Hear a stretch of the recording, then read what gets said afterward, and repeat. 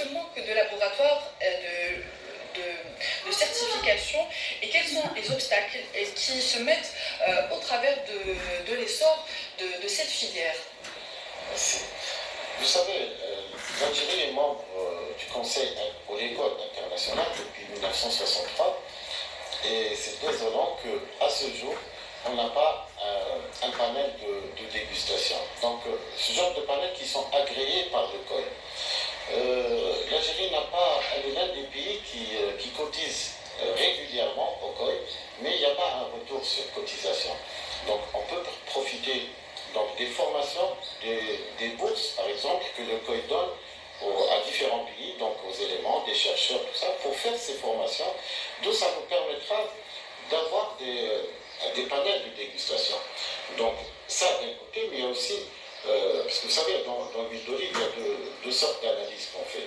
Il y a les analyses physico-chimiques, ça qui nécessite des laboratoires, donc qui doivent être accrédités par un organisme d'accréditation. Je pense qu'on va revenir tout à l'heure sur le sujet. Et ça on n'a pas. On n'a aucun laboratoire en Algérie agréé par le Conseil oléicole international. Et ça, c'est important si on veut aller vers l'export. Pourquoi? Parce que l'exportateur, il doit présenter un certificat de conformité, donc nous, la 17025. Nous, on n'a pas. Il y a des opérateurs dans certains concours, comme on parlait tout à l'heure, pour participer à certains concours, il leur faut que les analyses soient faites par des laboratoires, donc accrédités. Et malheureusement, ils vont à l'étranger donc, pour faire ces analyses et pouvoir participer à certains concours. Donc, parce que nous, on veut y aller vers d'autres concours. Il n'y a pas que celui-là.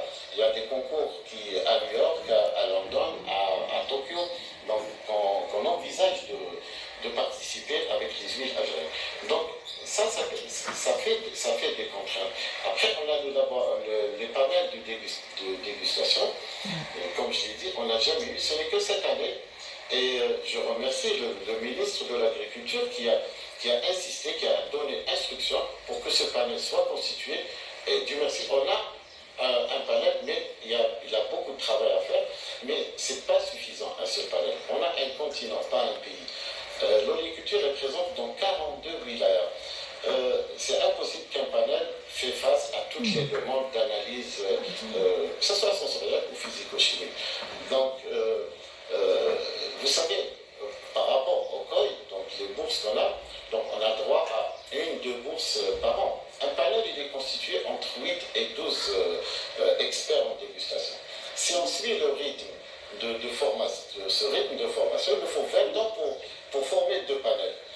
Et il y a une proposition donc, qui est faite, on peut gagner 20 ans de temps en formant carrément une vingtaine de personnes en l'espace de 3 mois qui deviendront des experts internationaux agréés par le COI. Et comme ça, on peut diversifier et faire des panels à l'ouest, à l'est, même au sud et au centre. Donc, on a un besoin en panel de dégustation, pas moins de 4-5 panels de dégustation, et en laboratoire d'analyse physico-chimique.